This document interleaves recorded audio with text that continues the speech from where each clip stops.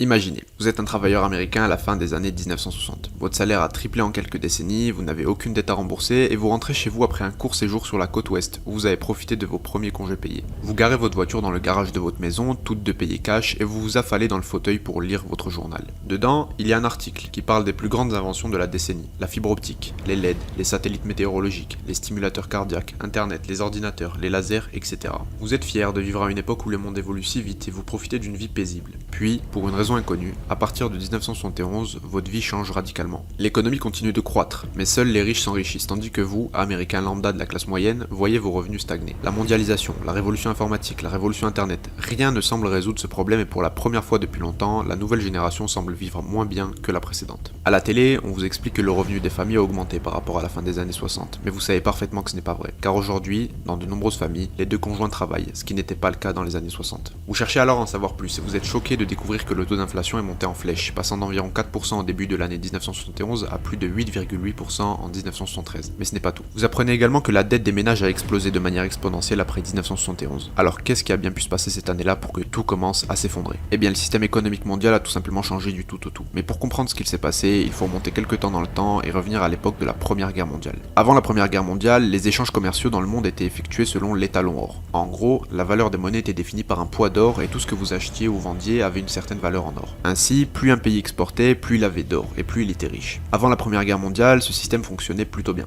Les gouvernements du monde entier s'entendaient plus ou moins et le commerce était simple. Mais la Première Guerre mondiale est venue bouleverser tout cela. La guerre a provoqué beaucoup de tensions et de conflits entre des pays qui avaient auparavant l'habitude de commercer ensemble. Ces pays ont dû dépenser une grande partie de leur or pour acheter des armes et des équipements et se battre les uns contre les autres. Ainsi, à la fin de la Première Guerre mondiale, les États-Unis avaient un sérieux déficit en or et lorsque la Grande Dépression est arrivée, elle n'a fait qu'aggraver cette situation déjà désastreuse. C'est dans ce contexte que, dans les années 1930, le gouvernement a pratiquement obligé les citoyens américains à échanger tout l'or qu'ils possédaient contre des dollars. Pour décourager les Américains d'acheter de l'or à l'avenir, le gouvernement a également augmenté le prix de l'or de 20 à 35 dollars l'once, ce qui a intéressé de nombreux pays étrangers qui ont soudainement commencé à échanger leurs réserves d'or contre des dollars. Le raisonnement de ces pays était assez simple. Puisque la valeur du dollar est soutenue par l'or, détenir plus de dollars signifiait finalement détenir plus d'or. Sur le papier, c'était une excellente affaire. Puis vint la Seconde Guerre mondiale. Soudain, les États-Unis ont dû puiser à nouveau dans leurs réserves d'or. À la fin de la Seconde Guerre mondiale, les gouvernements n'arrivaient plus à financer leurs dépenses. Ainsi, le 1er juillet 1944, des représentants des États-Unis et de 44 pays alliés se retrouvent au Mont Washington Hotel à Bretton Woods, dans le New Hampshire, pour la conférence monétaire et financière des États-Unis. Leur objectif, redéfinir les bases du système monétaire mondial. À cette époque, les États-Unis possédaient plus de 75% des réserves d'or de la planète, et le dollar était l'une des rares monnaies encore adossées au métal précieux. Les autres pays ont donc accepté d'indexer leur monnaie nationale sur la valeur du dollar, ce qui constituait une sorte de version indirecte de l'étalon or.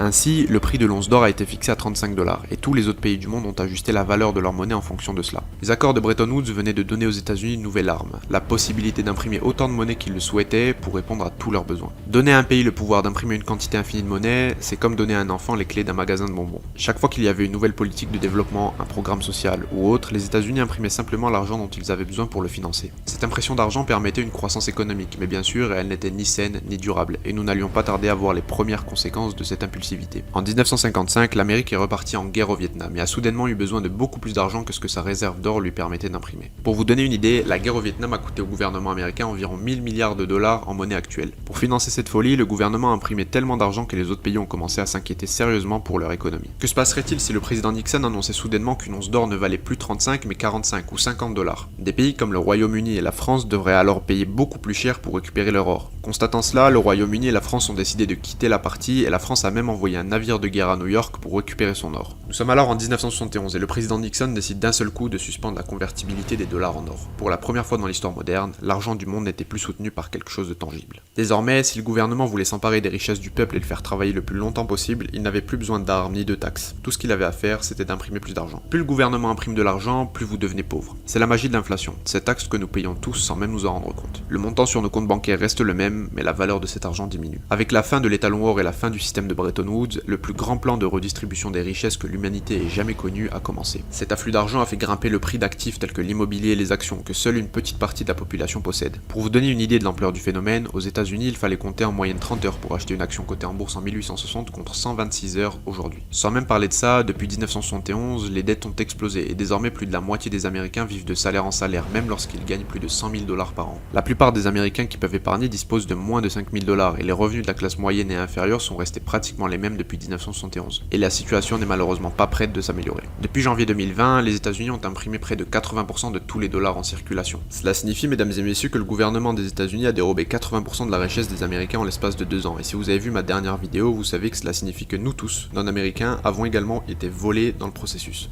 On ressent déjà les effets de ce pillage à travers l'augmentation du prix de l'essence, de la nourriture et d'à peu près tout. Mais rassurez-vous, la situation va probablement empirer.